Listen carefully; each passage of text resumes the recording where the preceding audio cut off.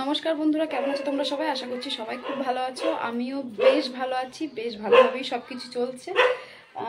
তো প্রত্যেকবারই ভাবি যে তোমাদের সাথে কন্টিনিউ ভিডিও শেয়ার করব, কিন্তু সেটা আর হয়ে উঠছে না। প্রচণ্ড কাজের চাপ, বুঝতেই পারছো। এটা তো আর কাউকে বোঝানোর কোনো দরকার পড়ে না যে বাচ্চা হওয়ার পর মেয়েদের লাইফটা পুরোই চেঞ্জ হয়ে যায়। তো আজকে হচ্ছে আমাদের বাড়ির মা কালীকে দিয়ে প্রথমেই স্টার্ট করলাম। এখন প্রায় 12:30 মতন বাজে, আর আমার ফুচকি ঘুমাচ্ছে। তার মধ্যে কিছু কাজ হয়েছে, এখনো কিছু বাকি আছে। চলো তোমাদের সাথে সেগুলো সব শেয়ার করি। তো এটা হচ্ছে আমার ফুচকির সারাদিনের খেলার সেট আপ আর কি। সারাদিনে এইখানটাতেই বেশিরভাগ সময়টাও খেলা করে, আর ও না বেশ একা একা খেলা করতে ভালোবাসে। বেশি লোকজন চলে আসতে আর বেশি খিচিবিচি ওকে করলে না ও খুব একটা কমফোর্টেবল ফিল করে না, আর সেটাতে প্রচণ্ড পরিমাণে ক্র্যাঙ্কি হয়ে যায়। তো সেজন্য আমি যতটা সম্ভব ওকে ওই একা একা খেলা করতেই দিই। ও চারিদিকে ঘুরে ঘুরে একা একা খেলা করে, সেটাতেও ভালো থাকে। আর এখানে এই যে ওর সব পুতুলগুলো দোলনাতে ঝোলানো আছে। যখন ওর দোলনা খেতে মনে হয় পুতুলগুলোকে সব নামিয়ে দিই। আর এখন এই যে এই বিছানাটা, এই মশারিটা আমি ওকে তেল মাখানোর জন্য ব্যবহার করি। ঠিক আছে, এটা পেতে দিয়ে এর উপরে শুইয়ে ওকে তেলটা মাখাই বেশিরভাগ সময়ই। আর এই যে এখানে সব ওর ক্রিম থেকে শুরু করে ওষুধের কথা তো আর বলতে হবে না। ওষুধ মনে হয় আমার এক বাক্স হয়ে গেছে। মানে কি বলবো, এই যে ওয়েদার চেঞ্জ হচ্ছে, এ তো ভাইরাল ফিভারের মতন আসছে, আর এই ওষুধ চেঞ্জ করে আমি পাগল হয়ে যাচ্ছি। আর এখানে এই যে দেখতেই পাচ্ছ, ও ঘুমাচ্ছে। ও সকালে ব্রেকফাস্ট করার পর কিছুক্ষণ খেলা করার পর 11:10-15 দিকে ঘুমায়।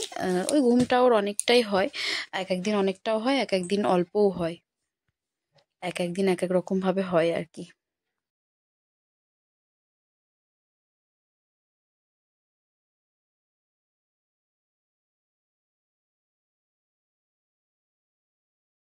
দেখতেই পেলে ওর হচ্ছে স্নান করার তেলটা, আর হচ্ছে ওই গদিটাতে আমি এখন ওকে তেল মাখাই। ওটা হচ্ছে মশারি। সবাই জানো সেই একদম পুরো বিছানার সাথে যে মশারিগুলো, ওগুলোতে যেহেতু এখন অনেকটা লম্বা হয়ে গেছে তো সরতে পারে না। তো ওইটাতে ওকে হচ্ছে আমি শুইয়ে তেলটা মাখিয়ে দিই। ঠিক আছে, আর ওইদিকে তেলটা রোদে দিলাম, কেননা ওই তেলটা একটু অ্যাক্টিভেট করতে হয় আর কি, একটু রোদে দিতে হয়, কারণ ওগুলো আমার বানানো ঘরের তেল। ঠিক আছে, আর তোমরা চাইলে ওটা গরম জলের উপরে রেখেও একটুখানি গরম করে নিতে পারো, তাহলে আসলে কাজটা ভালো হয়, সেটাই আর কি। আর চলো আরও কিছু জিনিস তোমাদের সাথে শেয়ার করি। তার আগে দেখো, এইখানে হচ্ছে আমার ফুচকির অনেক কিছু খেলনা রাখা আছে। এই যে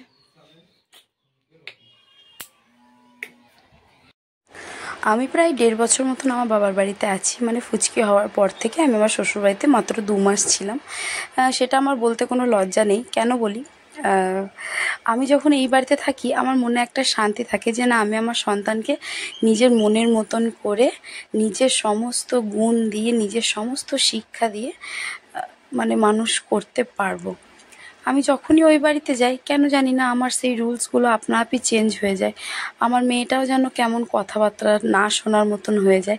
আমি যতদিন এই বাড়িতে আছি এখনো পর্যন্ত আমি ওকে যতটা শেখানোর চেষ্টা করেছি বা যতটা শেখাতে পেরেছি, পুরোটাই এই বাড়িতে থাকাকালীনই। ওই বাড়িতে যখনই হয়তো আমি 2-4 দিনের জন্যই যাই, তখনই আমি অনুভব করি যে না, আমার বাচ্চাটা না কেমন একটা কথা না শোনার মতন হয়ে যাচ্ছে, কথা শুনছে না, কথায় বেবাগড়া হয়ে যাচ্ছে। তো এই জিনিসটাতে আমি ভীষণভাবে ভুগি। তো আমি এখানে আছি, পুরোটাই আমার ডিসিশন। এটাতে যদি কারোর খারাপ ভাবার থাকে তারা ভাবতে পারেন, কেননা অসুবিধাটা আমার। এরপরেও নানান ধরনের অসুবিধা আছে যেগুলো আমি সম্মুখীন হচ্ছে, আপনারা তো কেউ হচ্ছেন না। তাই আমার বাবা বাড়িতে থাকা নিয়ে এত মাথা ব্যথার কারণ আমি কিছু বুঝি না। আপনারা খেতেও দেন না, পড়তেও দেন না। দুদিন যে বলবেন যে চ তো তাও ঘুরে আসবে আমার বাড়ি থেকে, সেরকমও কিছু নয়। তাহলে আপনাদের এত মাথা ব্যথা কিসের? আমি আমার বাবার বাড়িতে আছি, আপনাদের বাড়িতে তো নেই। আর এইসব বিষয়গুলোই নিয়ে প্রচুর পরিমাণে টেনশানে থাকি। আমার শুধু একটাই লক্ষ্য, আমি আমার সন্তানকে নিজের মনের মতন করে নিজের সমস্ত গুণ শিক্ষা দিয়ে মানুষ করতে চাই। এতে কারো ইন্টারফিয়ারেন্স আমি একদমই মেনে নিতে পারবো না। হ্যাঁ, অবশ্যই সবাই শিক্ষা দেবে, সবাই শেখাতে পারবে, সবারই সেই পারমিশনটা আছে। কিন্তু আমি চাই আমার সন্তানকে আমি আমার নিজের যতটা আমার পেটে বিদ্যা বুদ্ধি আছে সেইটা দিয়ে ওকে আমার মনের মতন করে মানুষ করে তুলতে। এটাতে যদি কারো কিছু খারাপ ভাবার থাকে, আই ডোন্ট কেয়ার। আমি একদমই কেয়ার করি না। আমি আজ 1.5 বছর থেকে ওর সমস্ত মানে ওর খাওয়া ওঠা পড়া সমস্ত কিছু আমি করি।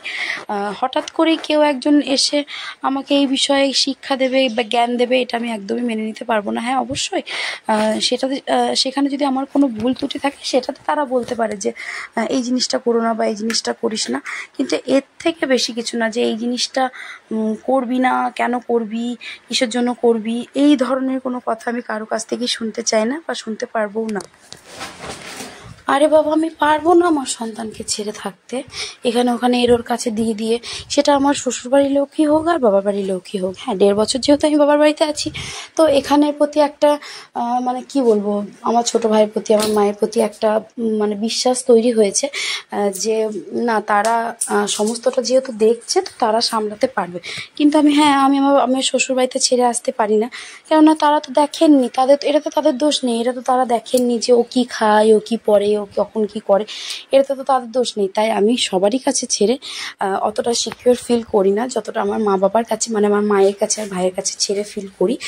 এটা একটা সোজা সাপটা কথা, এটা যদি কেউ মেনে নিতে পারেন তো খুব ভালো, আর যদি না মেনে নিতে পারেন সেটাও ভালো, আমার কোনো অসুবিধা নেই, আই ডোন্ট কেয়ার। এই কথাগুলো বলছি বলে আমার অনেকজনের মনে হতে পারে প্রচণ্ড ঘ্যাম না। আমি না কথাগুলো পুরো মন থেকে বলছি, আমি যে জিনিসটা ফিল করেছি, যে জিনিসটা ফিল করছি, আমি সেই দিকটা থেকে বলছি। প্রচণ্ড ইনসিকিউর ফিল হয় যখন কেউ এসে বলে, এই তোর বাচ্চাটা, তোর মেয়েটা সব কিছু ঠাকুমা দাদুর কাছে শিখেছে বা সব কিছু বাবার কাছে শিখেছে। না ভাই, এটা নয়, এটা হতেই পারে না। আর 1.5 বছর আমি ওর কাছে আছি, যদিও কিছু শিখে থাকে বা এখনো পর্যন্ত 1.5 বছর বয়স পর্যন্ত যদিও কিছু শিখে থাকে, সেটা পুরোপুরি আমার আর আমার মায়ের কাছ থেকে, আমার ভাইয়ের কাছ থেকে শেখা। কারণ আমি তো ওই বাড়িতে ছিলামই না, আমি তো 1.5 বছর ধরে এই বাড়িতে আছি, আমার ফুচকির বয়সই তো 18 মাস, তাহলে ও শিখলোটা কী করে, তাই না? তো এই কথাগুলো প্লিজ আমার সামনে বলে কেউ আমার মনে কষ্ট দেবেন না। হ্যাঁ, হতেই পারে তার রক্তের জিনিস, তার দাদু ঠাকুমা, তারা ভালোবাসার মানুষ, তাদেরও কিছু গুণ থাকবে। তাই বলে এখন পর্যন্ত যে শিক্ষা, যে গুণটা দিয়েছি, যে গুণটা ওর মধ্যে আছে, সেটা সমস্তটা আমার তৈরি করা। এটা কোনো অহংকার না, এটা আমার মানে মনের কথা, যেগুলো সবসময় আমি সবার সাথে শেয়ার করতে পারি না বা পেরে উঠছি না, যেহেতু সেইগুলো আমার প্রচণ্ড ব্রেনে প্রেশার পড়ছে। হয়তো সবাই বুঝতে পারে না যে আমি কি চাই বা কি, আমি একটা জিনিসই চাই যে আমি ওর লাইফে একটা ফ্রেন্ডের মতন পার্ট হতে চাই, এর থেকে বেশি আর কিছুই না। আমি চাই ও আমাকে সমস্ত কিছু শেয়ার করুক, ওর ভালো মন্দ, ওর খারাপ, ওর ভালো লাগা, আমার ভালো লাগাগুলো ও বুঝুক, এর থেকে বেশি আর কিছু চাই না। এই ভিডিওটা অনেক দিন আগেকার, ভয়েসিংটা এখনকার, অনেক দিন আগেকার, বেশ কিছুদিন আগেকার। অনেক দিন থেকে ভাবছিলাম ভিডিও পোস্ট করব, কিন্তু আর হয়ে উঠছিল না। যাই হোক, আমার কথাগুলো যদি কারো খুব খারাপ লেগে থাকে তাহলে আই এম ভেরি সরি, কিন্তু কিছু করার নেই। এগুলোই সত্যি, আমি সত্যি কথা বলবো, আমার সত্যি কথা বলতে একটুও গায়ে লাগে না। আমি সত্যি কোনোদিন এটা মেনে নিতেই পারবো না যে সবাই মানে কেউ আমাকে এসে বলবে তোর মেয়ে তোর কাছে থাকতে ভালোবাসে না, তোর বাড়ির লোকের কাছে থাকতে ভালোবাসে, সেটা যেই হোক, আমার বাড়ির লোক হোক বা আমার বরের বাড়ির লোক হোক, এই জিনিসটা আমি কোনোদিনই মেনে নিতে পারবো না। আর মানে আমি জানি না এই দিনটা আসার আগে যেন আমার মানে আমি কানে কালা হয়ে যাই বা আমি চোখে না দেখতে পাই, এরকম কিছু যেন আমার সঙ্গে ঘটে, কারণ আমি এইটা কোনো দিনই মেনে নিতে পারবো না। আমার মনের কথা আমি তোমাদের সাথে শেয়ার করছি।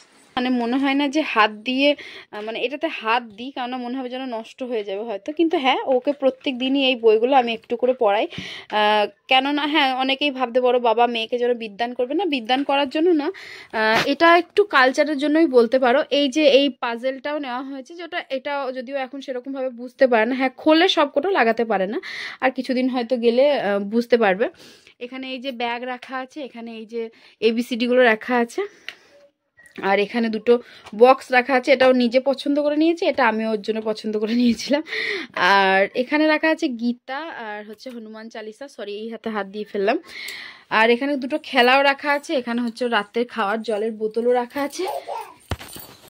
মানে সকাল থেকে এখনো পর্যন্ত এই যে যুদ্ধ যে কখন যে শেষ হবে সেটাই বুঝি না এখন। মানে মাজা প্রচন্ড পরিমাণে যন্ত্রণা করছে, বলে বোঝাতে পারবো না।